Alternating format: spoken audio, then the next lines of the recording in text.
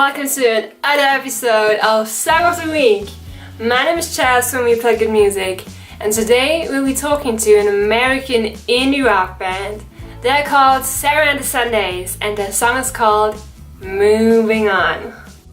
Welcome guys, how are you today? Good, Awesome, pretty good. Yeah. Okay, can you please introduce yourself? Alright, I'm Quinn, I'm the drummer. I'm Liam, I'm the singer. I'm Declan, I play guitar. I'm Miles, I also play guitar. And together you are?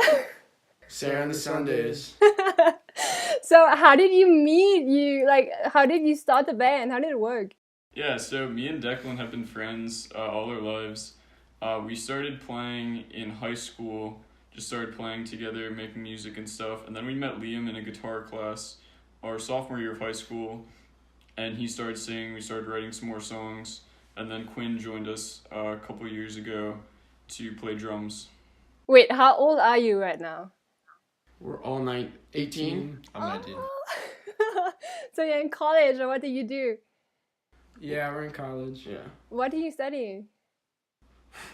I'm doing environmental engineering. Okay. I'm in psychology. I'm currently undeclared, I don't really know. I'm also undeclared, but I'm probably going to go into marine biology with a music minor. Yeah, I thought you would all be like doing some music shit. I don't know. All right, fair enough. All right, so talking about your song, Moving On, how was the songwriting process like?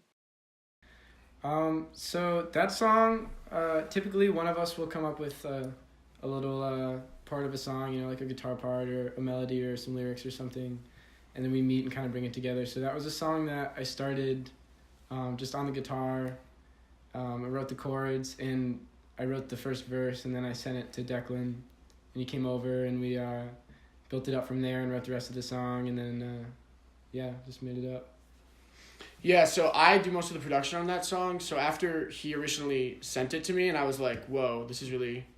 I mean, it wasn't like exceptional to me, but it was like really good. I was like, I like this, I vibe with this.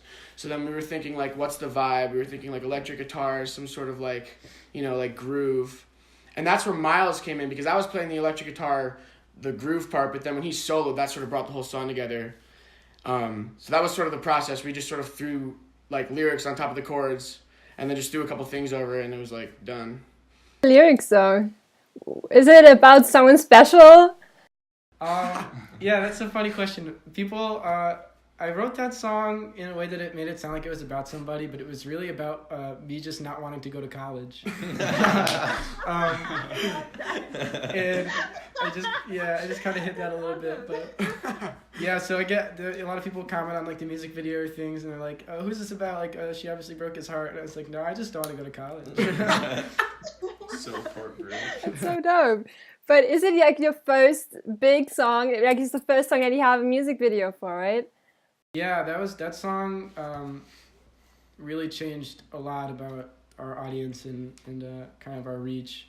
Yeah, it really, most of our fans are from that song, so we felt it appropriate to make a music video, and it's kind of a fun thing to do. So we're in Connecticut. Oh, all right. That's dope.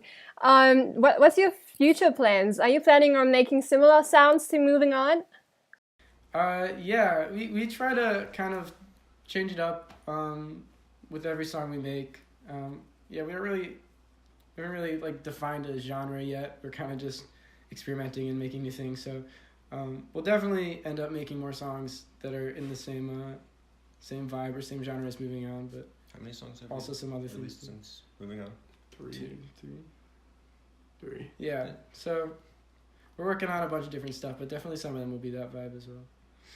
A lot of it too just depends on like where we're at. Like sometimes I'll just be totally like listening to exclusively indie rock, and at that point in time I want to make an indie rock song. But like there's times when like some rapper will like drop an album or something, and I'll be like, okay, like I'm trying to make some beats. It's like, you know, let's like make it us, like throw guitars on it and whatever else, but like switch it up a little bit, see what we can do.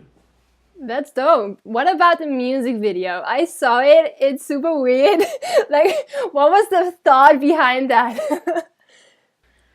I have no idea, honestly.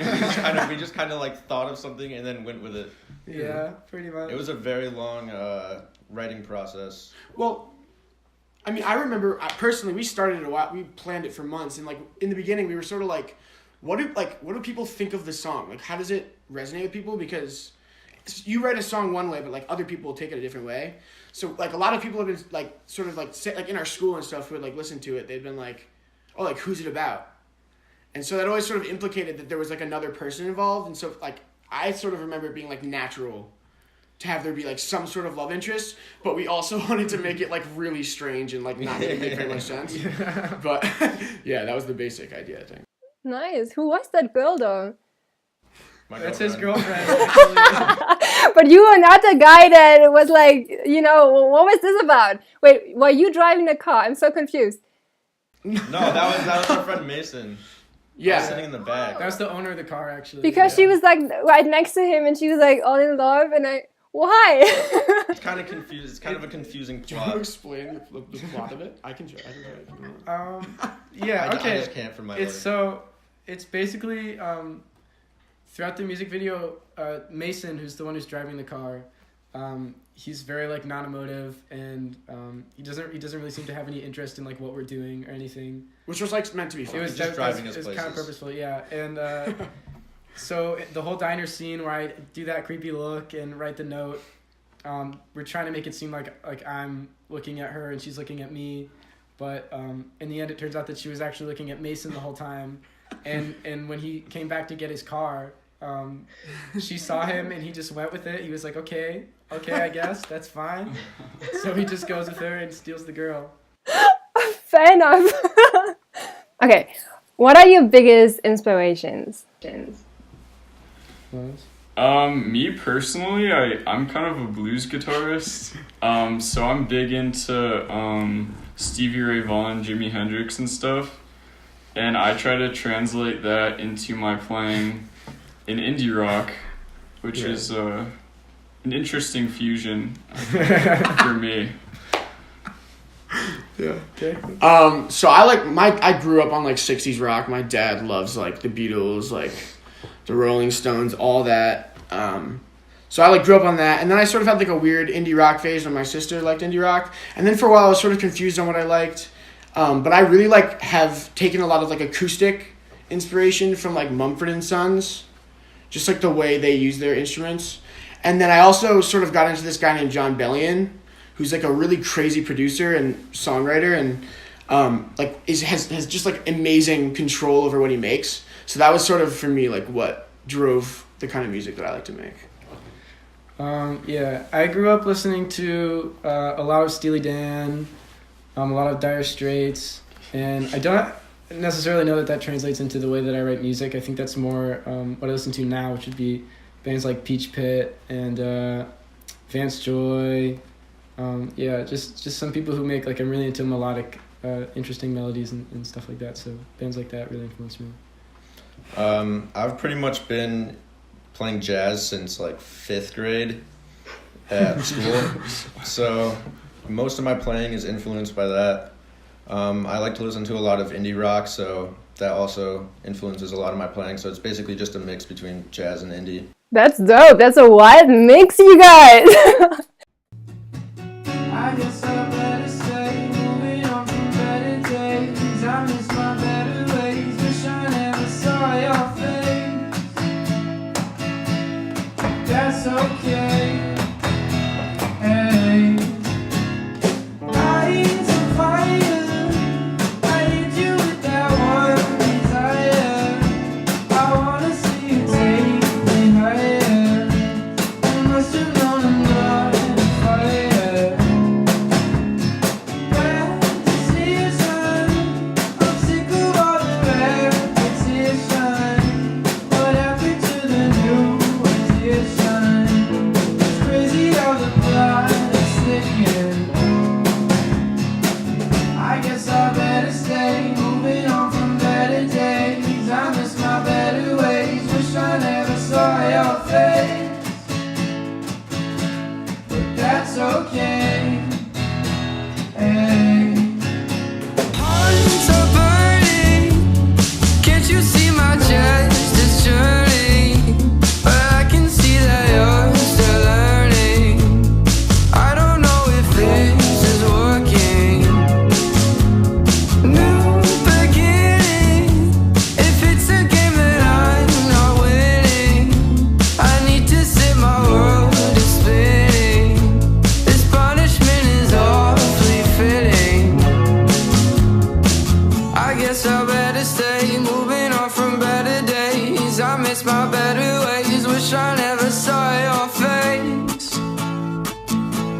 but that's okay. Hey.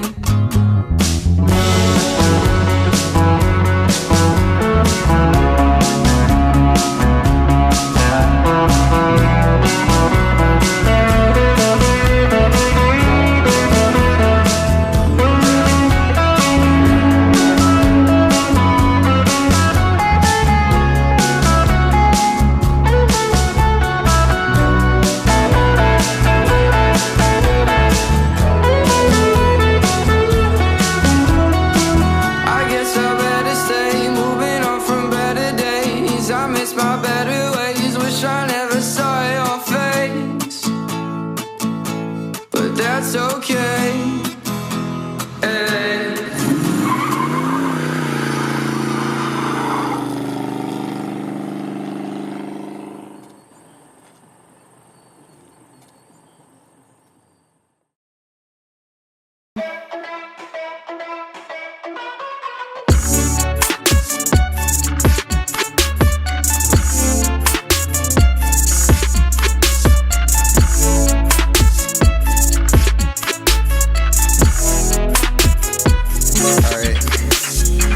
I miss my better days, roll the Alamatic cake, take it to the face and outer space. I like to